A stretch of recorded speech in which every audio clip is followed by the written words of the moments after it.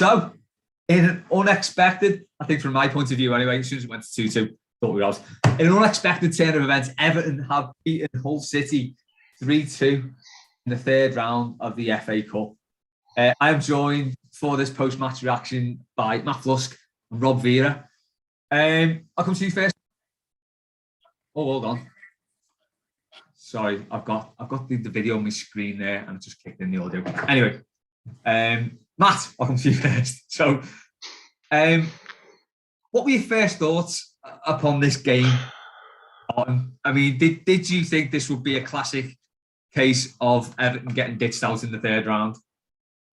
No, well, I said on the spaces before the game, I thought it was like 75% we'd probably beat them just because they're not very good. I know we aren't, but God, it was hard work, wasn't it? We did make hard work of it. It's just, as you said, they're not very good. And I think after the first, they went ahead in 30 seconds. I missed the goal. I'd gone the shop. I got back and it was 1-0.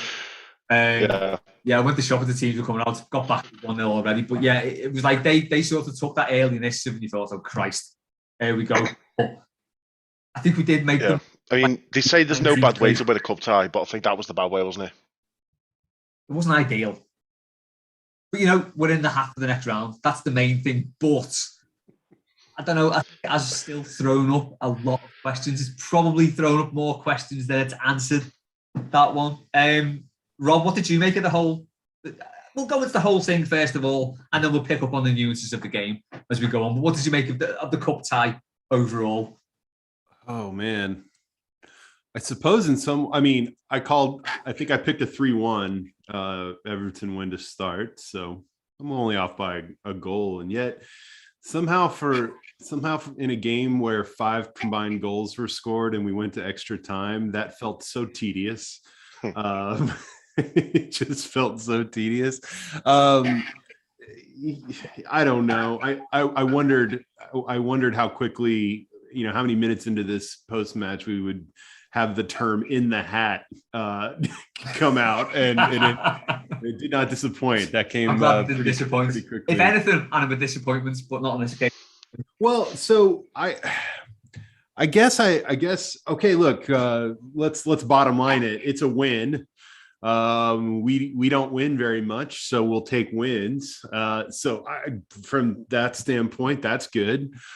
I think that we could have just as easily won without the manager making it so difficult for us to win with some of the substitutions. Ped from Toffee TV probably had the tweet that I felt the most during that match, which was that Solomon Rondon is the hill that Benitez is prepared to die on. It's going to die on. I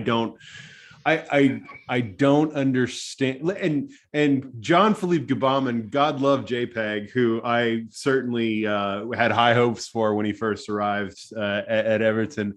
What an odd, completely unnecessary and just completely for no good reason substitution at the end of normal time. But again, there's just so much of that. I don't understand. I didn't understand the starting 11. I didn't understand, why it seems like the manager insists on trying to out clever everybody. I think it's almost like we're supposed to react with, that doesn't make much sense to have 3 right backs in the squad or 5 at the back against, one of the worst teams in the championship. Like, I don't know. It just seems like we're supposed to react that way so that he can be like, oh, but believe me, I'm playing 4D chess in a way that you all just can't understand. That your thick football brains just don't have the ability to comprehend. And maybe that's true. As I proudly say, I am the football dummy of the Blue Room, but I don't really get why it had to be the way that it was. The VAR stuff, I'm going to touch on that, and then I don't necessarily need to talk about it again, even though you guys might want to. So if you do, fine. I still don't understand how this football pyramid that we talk about so lovingly and something that we have to save is just literally awash with cash at the top level. And yet, for one of the oldest trophy competitions on planet Earth, we just sort of accept that, oh, well, there's no way in that part of England for VAR technology to work. The satellites aren't aligned correctly. There's no way that cameras can work. I don't even know if anyone could get phone service in Hull tonight. I mean, apparently it's stuck in the 60s or 70s or something, but there were two not even remotely controversial, but two just clear penalties that were missed. And you take the lack of VAR technology and it meets the unstoppable force of a lack of VAR meeting the immovable object that is Kevin Friend's incompetency. And once again, you sort of had the thing that just the combo platter of this thing we watch every week, which is, it's one thing to watch a bad team. It's another to watch a bad team in a poorly officiated, under funded, apparently, competition that goes to extra time of all things. But hey, we're in the hat, guys, and so I guess we can take it from there and look on to better days. We'll get on to talking about more positive things, but I will say that for as much as I was thinking, I'm going to be talking a lot about Anthony Gordon. I'm going to be talking about the John Joe Kenny-sance, and I'm going to be talking about I'm going to be talking about Damari Gray. I'm bemused by the fact that Andros Townsend came on at all for Gordon, even though I guess he's the manager gets the last laugh because Townsend scored a goal that required some of the worst goalkeeping I've ever seen to look like a worldie. So that's kind of where I'm at in terms of the game. I will pick up on the VAR thing first, because it is a huge issue. That game could feasibly have been completely out of sight had the referee had the balls to actually give the decision that he seen was right on the pitch. Because in real time, those decisions were both clear penalties, but the ref bottled out of them both. And you kind of think, is this the privilege that Premier League referees have got now? Because they have got the luxury of VAR. They can see a decision that they maybe think, oh, I'm not sure about that. They can see that decision and think, VAR's going to bail me out. And tonight it wasn't, because we've got this ludicrous decision again, as we saw at Millwall a couple of years back, when they should have had their goal. We were shite at Millwall. We deserved to go out, but they did score a goal that was handball, and VAR would have seen it and given it as handball. But because of the way this whole weird structure goes, some games have VAR, some games shouldn't. I think it really should be the case that if you're in a competition, all games have VAR or all games don't. So Premier League, they've all got VAR or they've not. FA Cup, doesn't matter where you're playing. And to be fair, Hull is a big city. It's a good city. And it's, Christ, the whole ground used to be called the Kingston Communications Stadium, the KC Stadium, because it was literally owned by a fucking communications company. Can't even get VAR. Christ knows what hope anyone got. But it's an absolute farce that we've got this situation whereby some games can be, on the coin toss.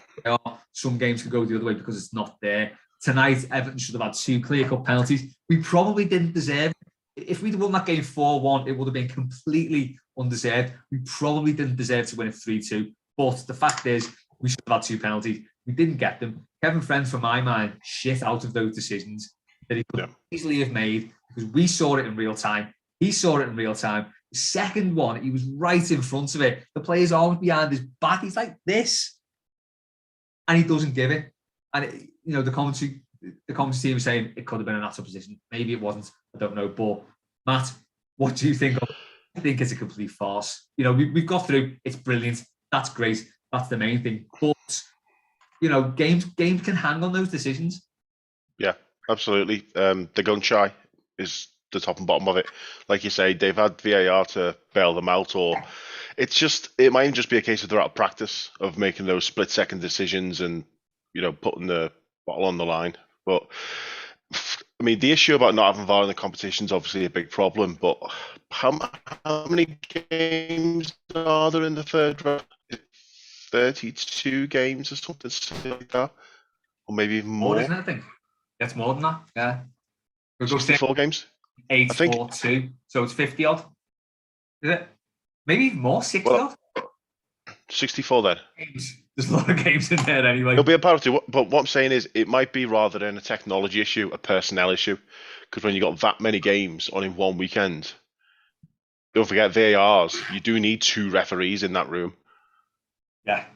So, I mean, It could be a case where they just say then we've not got the capacity for it, just don't use it anywhere.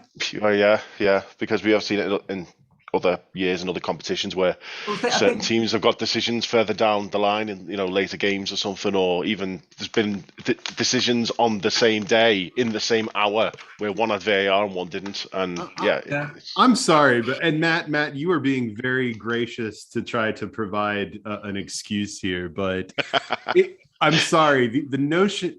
Well, I mean, am I oversimplifying this? Hire more people. There's an unmet need here. There's billions and billions of pounds of revenue that flood into this sport every year from around the world. So don't tell me that we can't afford to staff the VAR room in London or whatever. This is how the UK works. The boys. There's money everywhere in the UK, but we've just not got enough of the sort of vital services that we need. It goes on right across the board. And VAR has become a vital service in football, and we just fund it. Yeah, but look, it's silly that we should. And by the way, even if we had no decisions go against us tonight, everything we're saying is still true. There's no point in having a competition.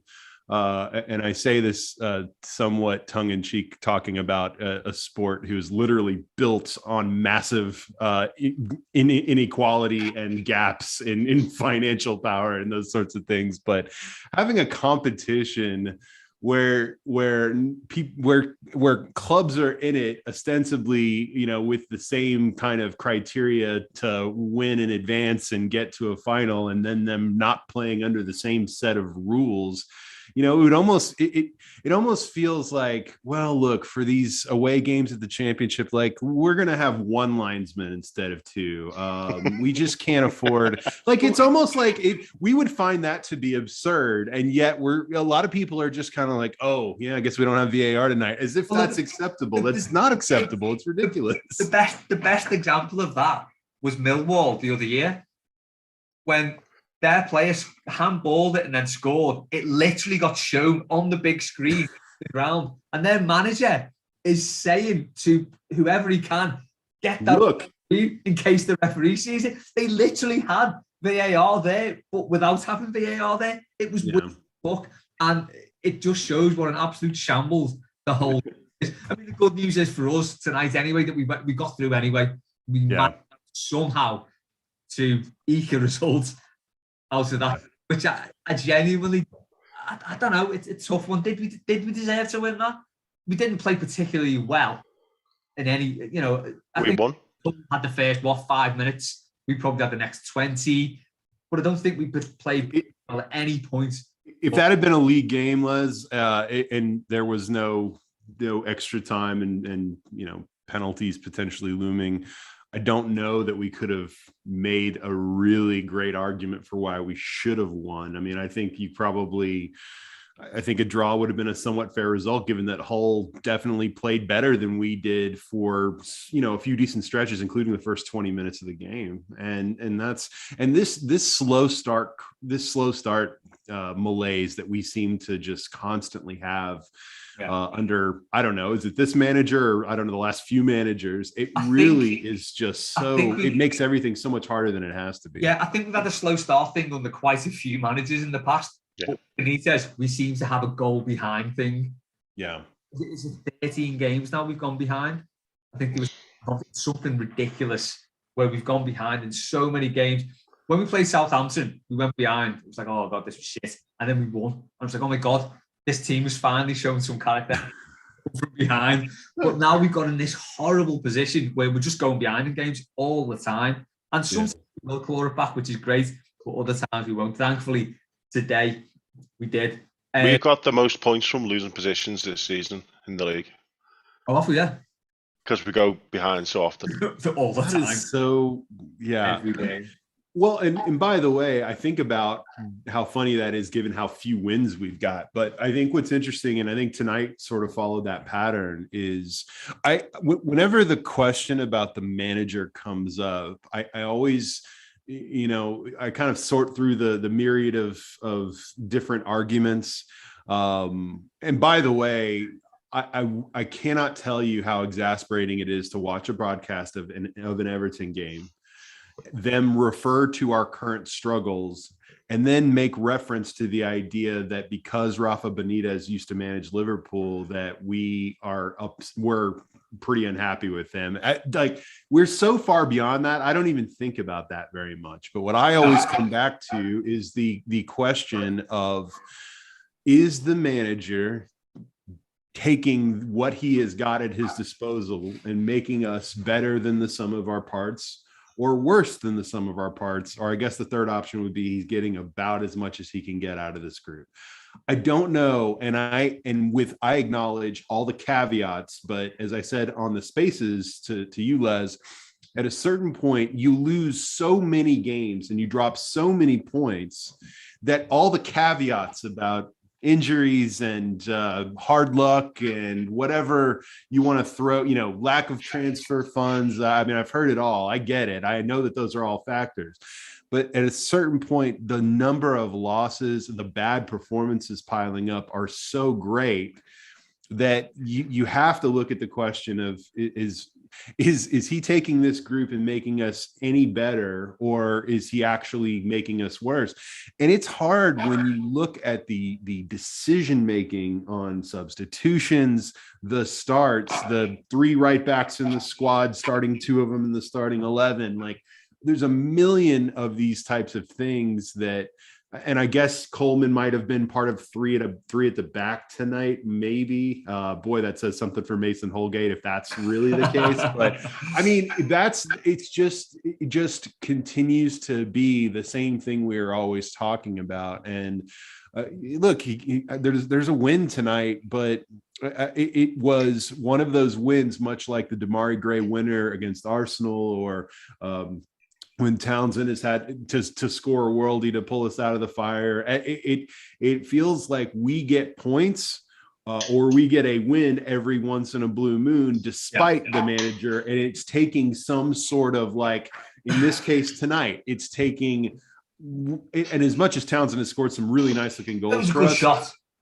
Yeah, that was a shocking display of goalkeeping to let that in. So, he got that. And then, of course, Gray against Arsenal. And, you have a few of these, and it's, you just keep coming back to this notion that the irony of the kind of narrative of Rafa Benitez being unlucky is that he's actually lucky to have gotten even the results that he has gotten, given how much he has served to sabotage proceedings himself. Yeah, we've had comments. Mr. Titler said we're getting worse every game. This is absolutely abysmal. And someone said we're kind of getting results like that in spite of Benitez. Sorry, can't see who it was. Sorry, O'Brien. I think we won in spite of Benitez, definitely not because of him.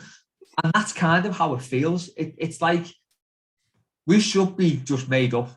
We're in the next round of the cup, because there's nothing more depressing in football than when you get to the next round of the FA Cup and you're not in the draw and you're seeing teams getting drawn out and you've been knocked out. It does feel like we're just prolonging the agony at this point. It's like, I mean, people have said it here, we're going to get Chelsea or Man City next round. That is almost nailed on, by the way. It will probably happen. But you hope, Les, that, and again, I'm trying to be positive here. You hope that by the next round, that you're getting some players back. Maybe Calvert-Lewin is back to being some semblance of himself, and Richarlison's back, and I don't know. But I will say that as long as the back line continues to look like this and it be this big mess, that I don't even know that, as much as you say, well, we'll definitely draw City next round. I'm not sure if we struggled this much tonight against Hull, who is the opponent that is one that we would breathe a sigh of relief with? I just don't know who that would be. As long as the manager continues to insist on dying on the hill of not playing three central midfielders or playing Rondon when he's got, when he's got other options that, like Cenk Tosin in 5 minutes looked better than Rondon did tonight. He looked more dangerous, and that is a low bar, y'all. That is a really low bar. And that's what's so frustrating. Yeah, so Tooth Orifice here said, honestly, a good position for Seamus is right centre back. Not sure about that, to be honest. I think he's very solid. Like, he did okay, but he's never a centre back. I think right back's looking a bit of a dodgy position for I'd never have him as centre back in a 2. That would just be asking for trouble. But in a 3, he's got enough cover, generous word cover around him. How tall is Seamus? 5'9", 5'10", yeah. He's taller than you think. He's definitely under the 6 foot club. Little bit. 5'9" is about what I thought. A little bit taller than me. Not as tall as you, Rob, and definitely not as tall as you, Matt. Definitely not. But yeah, what do you think about that then? The fact that we maybe won this game in spite of what Benitez. I'm not sure, because I think those players go out and do exactly what they tell them to, which is kind of shown in those goals we're conceding. We didn't tonight, but we could have done, whereby the opposition has a corner, gets whipped in, the centre-backs are marked, there's 3 centre-backs are marking 1 player, there's 2 free at the back post.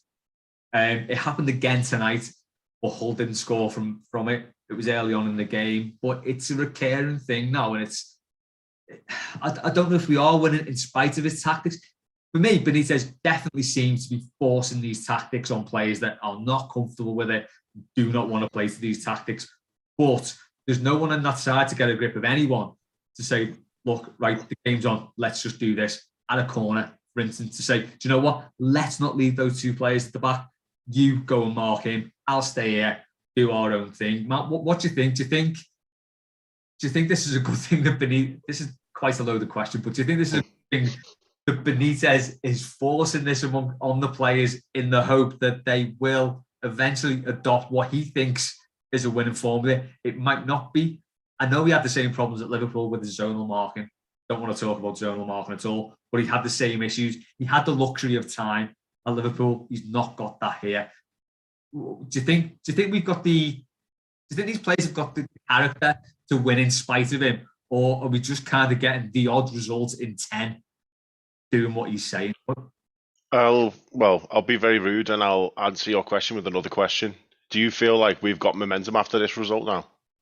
No, that is a very good question. Did you feel like we had momentum after the Arsenal game? No, maybe because of the manner of it in a bit, but like in both of those games, which are, I am right in saying they're our last 2 wins, aren't they, in any competition?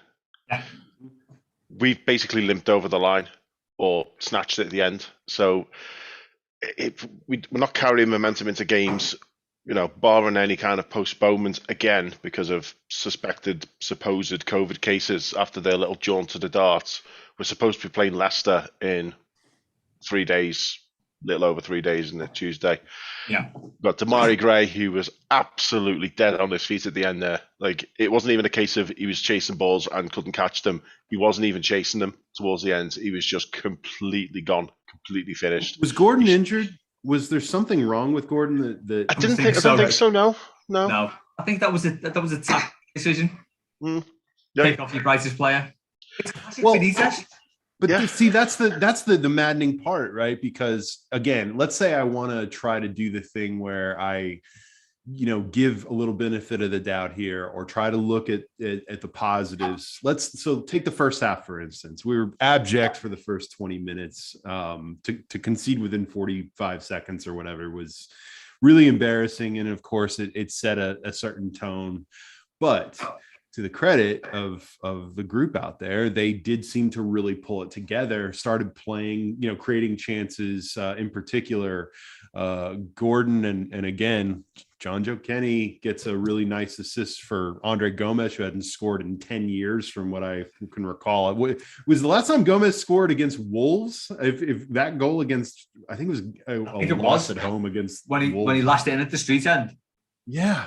But my point is that, okay, they found something that worked, and we get into the second half and it seemed like the idea was, okay, we've got this under control because God knows Everton at 2-1 are money in the bank, right? So let's get, and I'm thinking, okay, maybe generously I can say, there are concerns with depth and blah, blah, blah, and maybe someone's played a little too much and give him rest.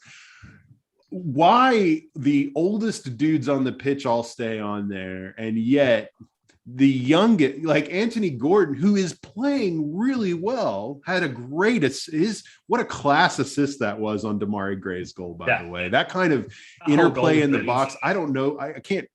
We don't have attacking players who pass well in the box, and to have Gordon, start to show these flashes, it's really exciting. And he and Gray, I think, are starting to build something. And it always feels like right when they've stumbled on something, or the manager has stumbled on something, a combination that might work, or a little bit of good spell of play, he decides to outsmart himself. He's like, well, okay, this clearly we got to get Gordon off the pitch here. And I'm saying maybe he was hurt, but I don't think he was.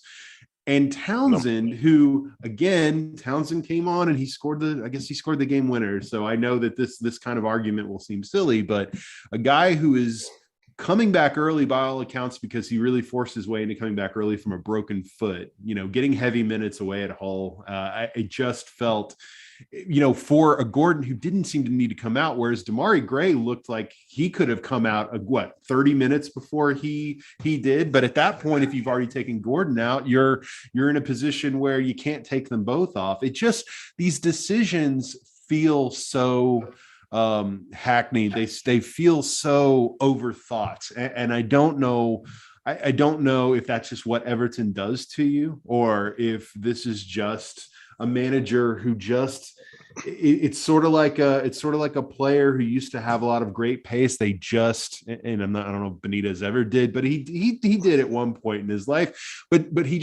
coaches sometimes lose it too. And for whatever reason, he always feels, with his moves and his other decisions, he always feels a step behind. I think Matt Jones and others have said reactive. He's very reactive as a manager. And that to me is a sure sign of someone who just doesn't have that level anymore. And yet we are holding on for dear life for reasons that escape me. Yeah, you're asking then about the substitution. Is that an Everton thing? Is a Benitez thing? It brings to mind that it's almost like an iconic picture now I think it was very late on in his Liverpool career, right before he got sacked, and were they playing Birmingham or someone, and they were either drawing or losing, and he brings off Fernando Torres, and the camera pans, zooms in on Torres, and Gerrard's in the foreground, and you see Torres jogging off like that with his face, and he just goes, I don't know. And Gerrard just turns around and he's like, what's he doing? And that was like the moment that Liverpool fans went, that's the end for him. That kind of, like you say, 4D chess move. It's like he's on, the opposition won't expect this. It's like, but of course they won't expect it, because as he points both barrels of the shotgun at his feet, the opposition will not expect this. Yeah, it is. But that just on the Anthony Gordon substitution, I know Andros Townsend scored the winner, but he came on after 66 minutes for Gordon. Yeah. Well, so here's a question. Here's a question for you from the Hull perspective. Do you think Hull was relieved when Anthony Gordon went off at 66 minutes? Absolutely. Yeah, I would have been. Yeah. He was the only one who really. He and Gray were the only two that were really kind of giving him any trouble up front. That substitution made no sense at all from an Everton perspective. Yeah. Even if you think you're going to win the game in 90 minutes, which is a fucking stretch, because any of us thought at 2-1 we would win that game in 90 minutes. To bring a player off with 24 minutes left, and your best player off with 24 minutes left, it's a massive stretch. That's not even a gamble. That's just a bit reckless. Yeah, it's not even conservative. It's it just does because if you say that move is conservative, you're almost arguing that there is a thought behind it, and I just don't know what the thought is. It's let me put it this way: every minute that Anthony, whatever, every minute that Gordon didn't play Call him for Tony like Matt does. Tony Gordon. Tony Gordon. Let me put it another way. If you want to try to kind of add some kind of math, almost like mathematical construct to this, every minute that Gordon didn't play in the 90 was a let off for Hull, and every minute that Rondon persisted despite all available visual evidence was a minute that hurt Everton and also helped Hull. Again, you got to ask yourself with substitutions, especially when you had so much. Like, I get that you don't have Calvert-Lewin or Richarlison, but even if you don't want to put Ching Tosin on, even if you don't want to put Lewis Dobbin on for until the very, very end for reasons that I don't understand, you still have the ability to say, all right, I'm going to take Rondon off. I'll put Gray here. I'll bring on, like, I don't understand what the idea is. Even if it's a bad idea, I could say, well, I don't agree with this. I get where he's coming from, but I don't think it was a good decision. I just don't get where he's coming from on some of these decisions. And it was, especially amidst the backdrop of a situation with Lewis Dobbin, where, and again, I know some people will be like, who cares, he's a kid or whatever, but see, Everton can't keep losing these talents that they have spent time and resources developing. And the signal, what you say to someone like Lewis Dobbin is, you have a future here, you're going to begin to get meaningful time, blah blah blah, and you back that up by not playing him and playing a guy in Rondon who will not be here next season. He won't be here next season. What is the point? If he was scoring or even was decent at hold up play, like it's not even about goals, even though that ought to be the main thing for a striker. It's that he doesn't even do any of the other things very well because he's finished. He is physically finished, and why we persist with that is the ultimate sign of hubris from the manager. Yeah, so devil's advocate here. You're in a game against lower league opposition. You've got a player who you have tried and trusted, and as Dan Vane has said on many occasions, signed 3 times here as a manager. You play the player who you trust. Okay, fine. You can see that to a degree. But when that player in question is doing literally nothing at all, he's not making a nuisance of himself. He's got no legs. He can't run. Can't even seem to jump. Doesn't really do anything. I mean, as you said, hubris is the right word for it, Rob. At what point does your hubris not just fall in on itself and you think, I've got to do something different here? Especially when you've got a young player in Lewis Dobbin who can just sign for anyone he wants now, and the club make absolutely nothing on him, like the Thierry Small situation. Because this season, found ourselves spending £17 million on a left back when we had a perfectly good, well, potentially good left back who could and would have come in this season and got game time, and he's not. And it's just like, why have we spent 17 million on a player when we didn't really need it? If this hadn't transpired in the way it did, potentially getting the same situation with Lewis Dobbin. And Matt, I thought when he came on, he looked really bright and he did really well, but he should have had more minutes on the pitch, shouldn't he? Yeah, absolutely. He's bright, he's energetic. He's obviously got something to prove, both to himself and to any potential suitors, and probably to the club as well. But it's just a sorry waste. It really is. I just can't get my head around it at all, because I'm trying not to be overly negative, but Rondon was just a black hole. It was just. I mean, I've seen him have worse games, which is depressing. But the best I can say for him after that game is that every time the ball went to him, he didn't always completely kill the attack.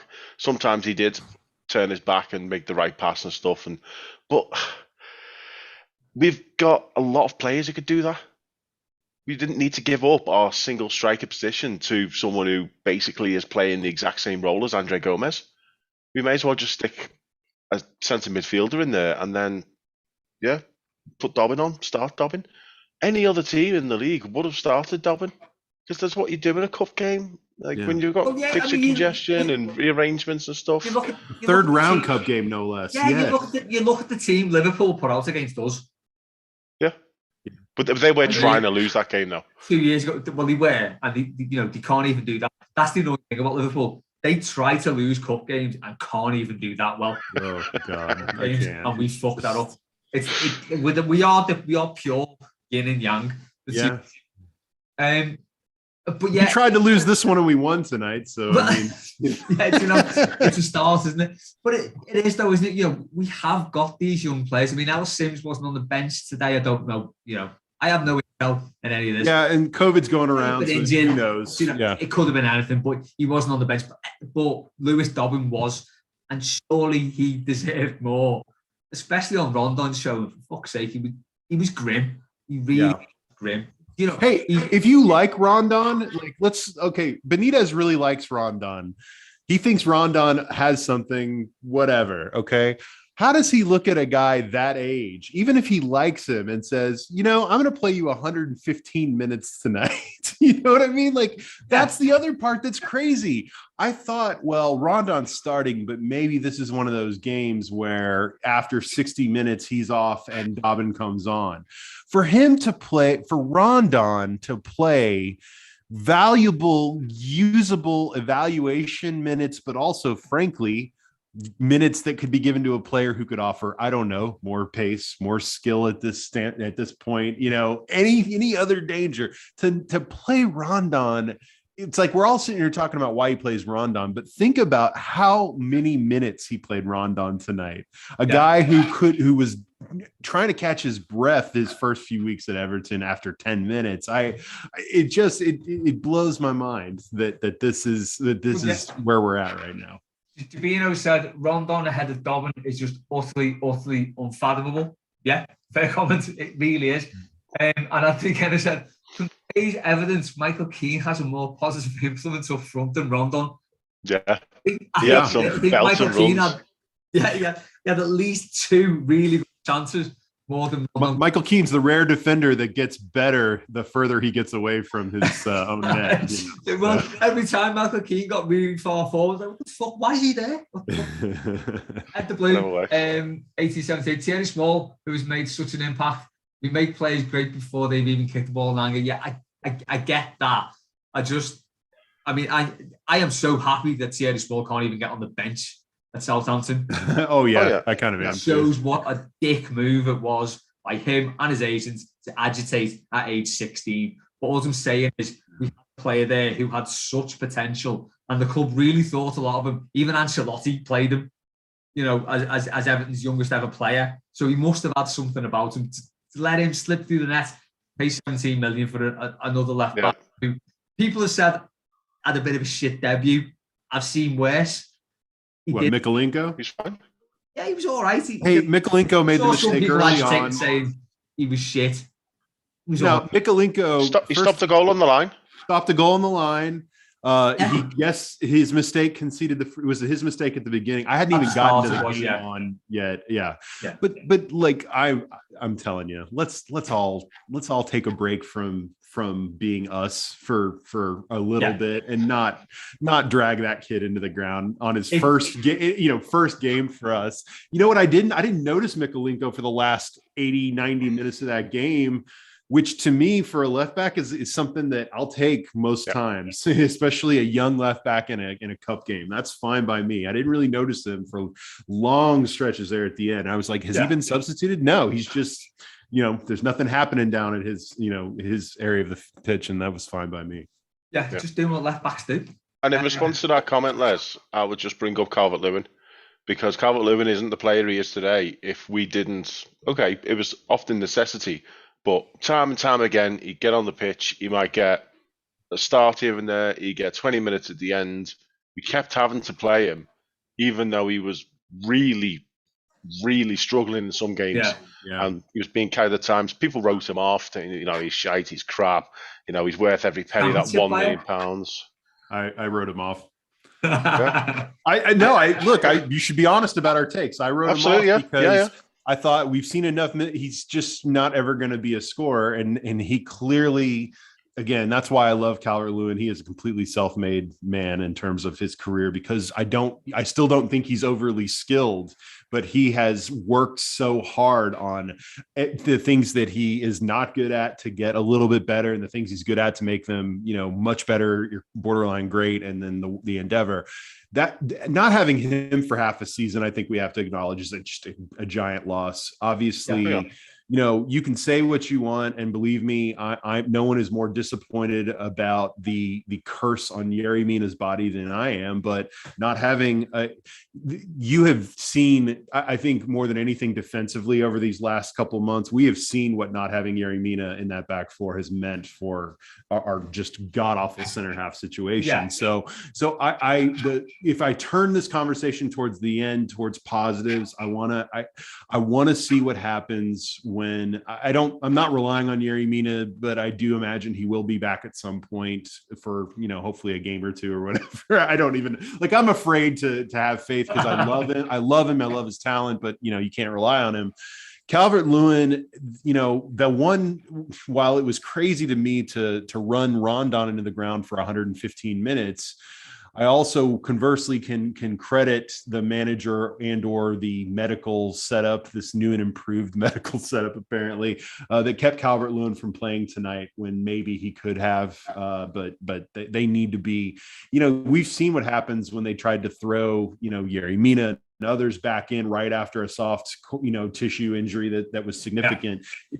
It's not wise. They played Calvert-Lewin, by the way, the full 90 minutes when he returned, which I thought was a little rife with danger. I thought he was going to play 70, 75 minutes. But what I'm hoping is that the return of a few key guys, we even talked about Richarlison, who to me is the straw that stirs this whole drink. We need him back. If you can get those players back, I think that what you did see tonight, if you want to focus on some of the, not just tonight, but the good developments recently, and believe me, I am squinting like fucking crazy to talk like this. Anthony Gordon is becoming a consistent net positive. I think we can all agree on that. I just wanted to see more of him tonight. I think he needs to be just fed minutes as much as possible. I want to know by the end of the season what I really think of Anthony Gordon as a full-time Premier League player on some level.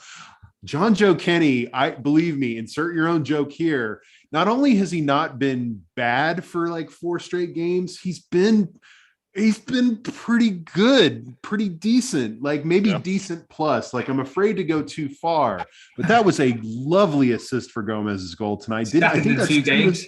2 assists in 2 games. Yeah. Is that right? I mean, my God, that's, you know, it's James Rodriguez on the right again. That was nice to see. Yeah. And the irony of this, of course, is that it would be so Everton for John Joe Kenny to suddenly start being like, if John Joe Kenny had been playing like this as just kind of an average 6.5 to 7 sort of player for a period of even a few months, you wonder what decisions are made over the last, you know, year or so about the right back position, you know, or not more recently, you know, now we've bought Patterson.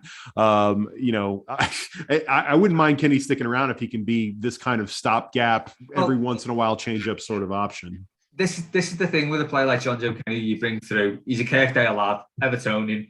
You kind of think, would he be happy to just be the sort of second string right back, come in as and when he's needed, play some cup games? Because you do need players like that in your squad. Yes. Or does he want to move on and do some, you know, a good championship player? It's up to him at this point, because I do think he could be, you know, given on evidence that's gone on the past few games, he's really good against Chelsea as well. Mm-hmm. He's got it within him to be a decent right back. Maybe just a backup. I don't think he can do it. Average. I'd take average. That's been Everton's biggest. If you guys think about it, as much as conscious, we talk about all the money that's been wasted, and God knows we hear that every broadcast.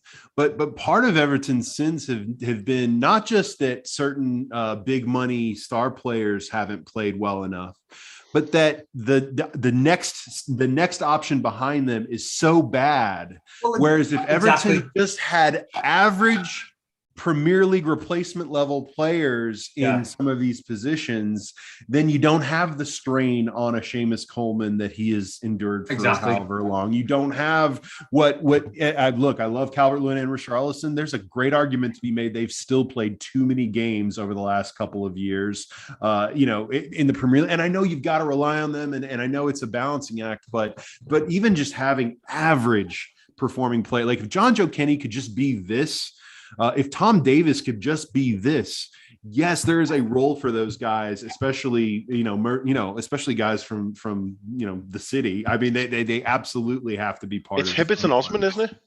It is. Oh my God! It is Hibbert and Osman. Guys, it's a reboot. Oh God, yes, that would be great if it was the Everton 2009 reboot. Ian Clark said in the comments, maybe he took Gordon off the same for Tuesday. Maybe that game might be off anyway. Yeah. And Ian also said Gordon is now the first name on a team sheet player. I think he is, isn't he? I think he's making that after Pickford, his own after Pickford. And I'd play Pickford as captain. To be honest, now I'd play him in midfield. Hey, I think Gordon is. Sorry, go ahead. No. Bro, Gordon. I was just going to say Gordon's played himself into that position now where he is. He is one of the first names on the team sheet, isn't he? That's his position now. Yeah. It's his to lose. Everton have to hit on Gordon. I mean, they have to, that's the thing that makes people crazy about City is that not only do they have all the money, but they're also hitting on all their young players. It's because of development and investment of time and resources and all of that. Well, Everton, because they don't have as much money, they've got to hit on guys like Gordon. And I keep coming back to this. I've said it so many times. Everyone's sick of me saying it. This notion that young players have to be protected from themselves is ridiculous. Yes. They need to be played once they can physically, can hack even just the basics. You've got to play them because playing them and letting them struggle is the only way they're going to learn. And, you can say iron sharpens iron or whatever, cliche phrase you want to use, but that's what Gordon is better right now because he's been getting minutes. And I don't know that he would have been getting minutes without all the injuries to Richarlison and Calvert-Lewin and others, like that has, and obviously Iwobi being kind of a nothing presence this season. And so, but he's gotten them. That's why the Dobbin omission makes me crazy in a game like this. These players need to play, and this idea that playing them is going to keep you from, going to automatically relegate you. No, what's automatically going to relegate Everton is that we play Rondon heavy minutes as an option. What's going to relegate us is that, we lose one center half and everything falls apart. I was told reliably that this manager could sort of defense. It's not playing young players that's the problem. And I think that Everton, from a big picture standpoint, if you had a real director of football set up or you had other decision makers of the club, there's got to be more of a push to say that, they're the short-termism of someone like Benitez does not match the long-term needs of this club to learn what it's got with its young players. And again, Gordon excites me. I think he can continue to get better. I'm not saying he's going to ever be a superstar or anything, but Everton don't need him to be one. They need him to be a good player. And if he could be a good player, Everton haven't had enough good players to go along with their, occasionally great ones. But and Andrew Milton made a good point. He said Branthwaite had a rough debut, but he's grown immensely. So in case anyone doesn't remember Branthwaite's debut, he came on against Wolves, gave a free kick away within about 10 seconds of being on the pitch, and Wolves scored from it. But then after that, he picked up and he does look, given his performance at Chelsea, he does look like a player who we can hopefully in future lash in at centre back, completely trust in that position. He looks like he's going to be a player, but he did have a twat of a debut, to be fair. Can't hear Rob. Oh, Rob, you're on mute, think.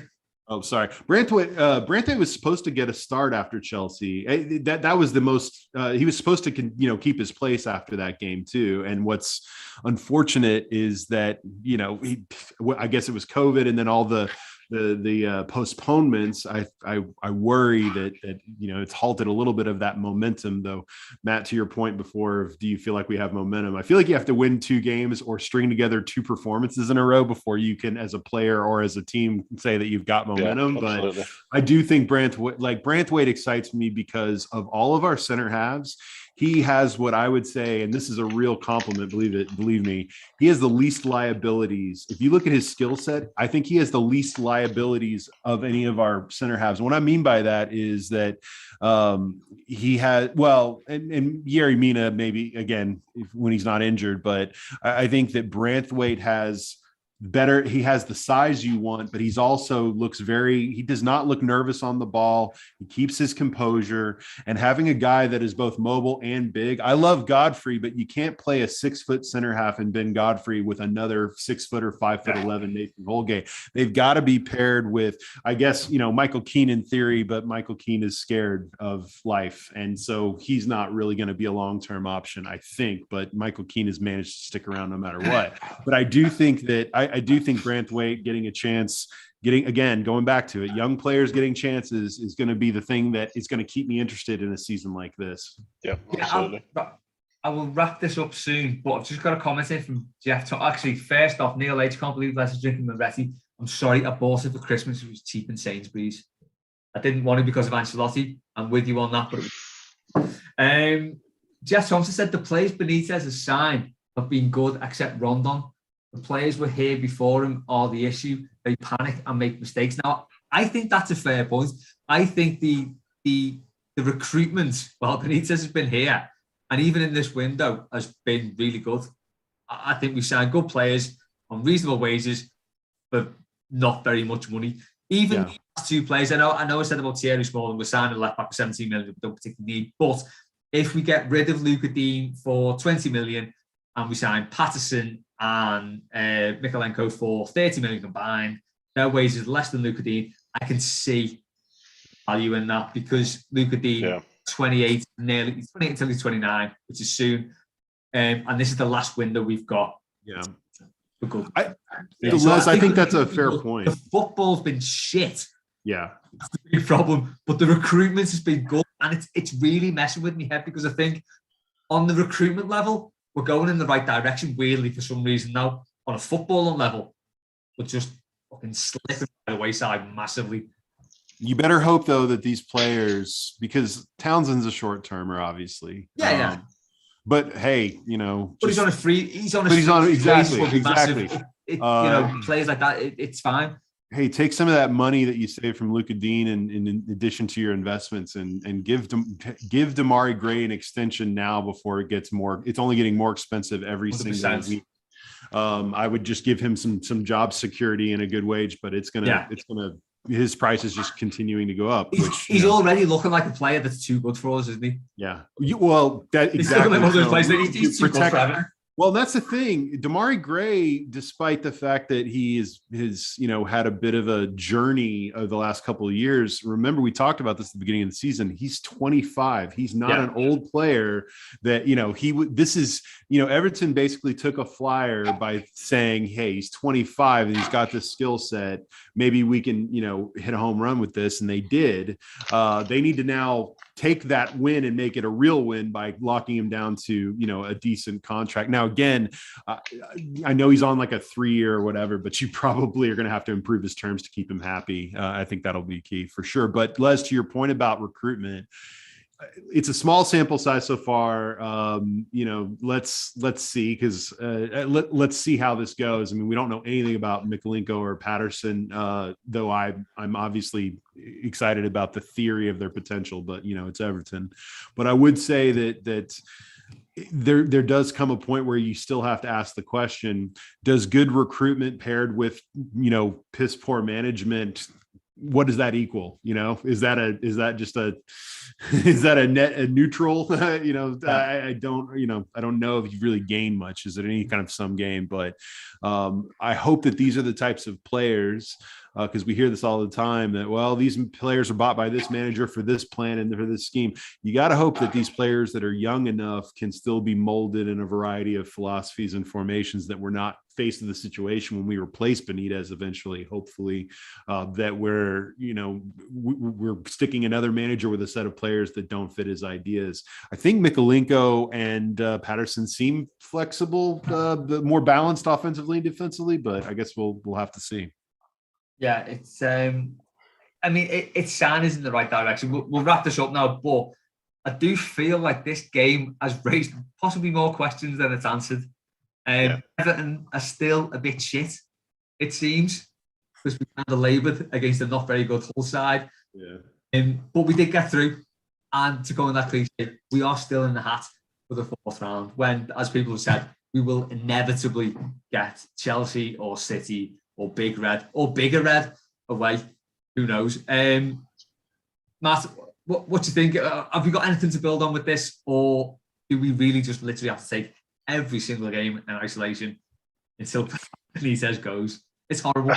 Trying to put a positive spin on it, I feel like there's more on the basis of that game and mainly individual performances for us to build on and be hopeful about than, say, 4 games ago, which with all the postponements was probably like September. But so yeah, we've got to be positive. We still won the game and everything. It's been a bit doom and gloom, this, but I mean, we don't do these things to sit here and go, oh, we won, so let's just talk about the scoreline and nothing else.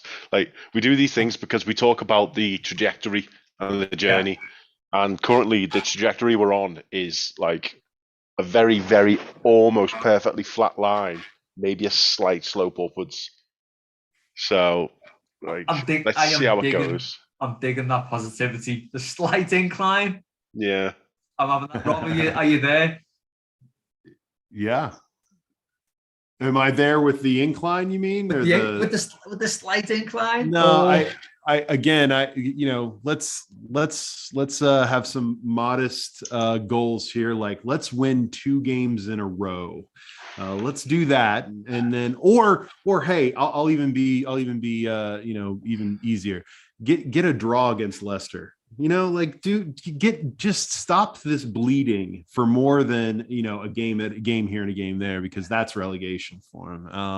Again, I know this is a cup game and all of that, but you hope that a result like this can turn into something. I think that's the thing, is that when you saw the buttons that were pushed tonight, you do wonder how many of the guys that got put on in some of these situations, like Gabamon, are ever going to play in the league. Like Doucouré, I don't want to sound the alarm, but Doucouré's been kind of meh for the last couple months. No one wants, and we all love Doucouré, and I believe in his character and his talent. He's been struggling a little bit. Don't know if he's carrying a knock. I mean, but again, having said all of that, I tried to spin it positive at the end. I want to see a little more before I'm even willing to say that this flat line is anything but a flat line. But there are some really promising parts to work with at Everton. That, as much as we all say all the players are terrible all the time, and I get it, I feel that way about most of them. But there are definitely some real bright spots here. There's some real opportunities that to not have Mikalenko and Patterson be poisoned by the culture that came before them. I hope that they seem like characters that have real mental resolve.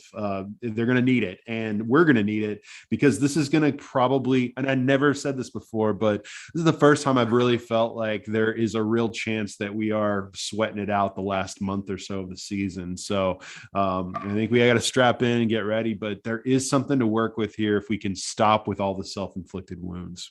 Yeah, I think so. Yeah, 100% agree with all that. I'll finish on a couple of comments. Jeff Thompson, Holgate, Tosin, Kenny, Delph, etc. will be gone soon. I think their contracts are up this summer, and we can start to move on. It's a fair point. I think, as Keith said on the spaces before, the wages that Delph, Sigurdsson, and or someone else, Iwobi maybe. Yeah, but we still need bodies to replace them. We do, but just losing them as players is not a net positive. Well, I don't know. I think if you can play some sort of functional players in their positions, then It kind of is, because what they are offering at the minute is a bit of a net zero. Hey, Les, there's a fair subset of the listening audience that equates Everton's accounting and checkbook health with their own somehow. So I feel like, maybe it is a net positive that if those guys are off the wage bill, that I'm going to suddenly feel a little freer to order an extra pizza each week at home or something, because my finances are a little bit more in order than they once were. You know what? If those players are off the wage bill, I will feel a little bit more comfortable with the best part of $1,000 kids season tickets. Yeah. Ian Clark said, Dublin looking decent, a bit like James Vaughan. I will have that comparison. Ian Clark, friend is a cheat. That's fair enough. 2, I remember, but if it was 3, that's fine. I've had a grudge against Kevin Friend ever since in our game against Blackpool. The 5-3 was it? He disallowed a Louis Saha goal because there was a foul on the build-up on Louis Saha, and he pulled it back for a free kick. Oh. What the hell? I'd forgotten that. I have this great ability to forget a lot of everything. Louis Saha scored? He scored 4 in that game as well, didn't he? Scored 4, yeah. The only time he ever scored more than 2 in a Premier League game. Yeah. Or any game. I had some crazy games like that for us. He every once in a while. Speaking of a guy who's injured too much, but my God, he was fun sometimes, wasn't he? Oh, he was. Yeah, and Jabino said need to put Rafaela out to pasture at Thornton Huff, which I can't complain with. I will personally drive him from Caldy and put him to pasture at Thornton Huff, which is just from what you were saying before. From what you were saying before, it might be an idea to kick him upstairs, make him the director of football. Yeah, there you go. Someone said that on the comments. Yeah, make him the he can fail up. Yeah, I mean, he'll fail upwards, and then Matt's line will go like this. I mean, the takeaway from tonight is the Toffees are through in the hat for the next round. When's the draw? You say. Beats tomorrow, will it? Tomorrow night? Monday? Or either way, we're getting a twat of a draw away. But we're in the hat. You've got to be in it to win it. Kind of. But I think that game posed probably more questions than it answered. But there we go. That is the nature of Everton. Rob, thanks for joining us. Matt, same. Thanks to everyone who's got involved. We will have build up to potentially the Leicester game, which might be called off, because they've cried COVID after all the players being at the start, but that is another story entirely. So our next game could be Norwich away, which does seem like a massive 6-pointer, as much really don't want at this point in the season, but it might be. And that's just where we are. But if nothing else, Bolton Toffees is a massive roller coaster. Enjoy the rest of the weekend. Everton have won. We need to be more happy about it. It's hard to be dead made up.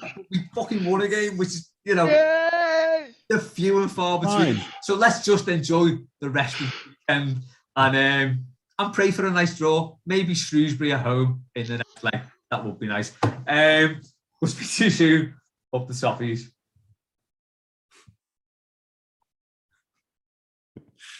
Hey, gents. Thanks for that.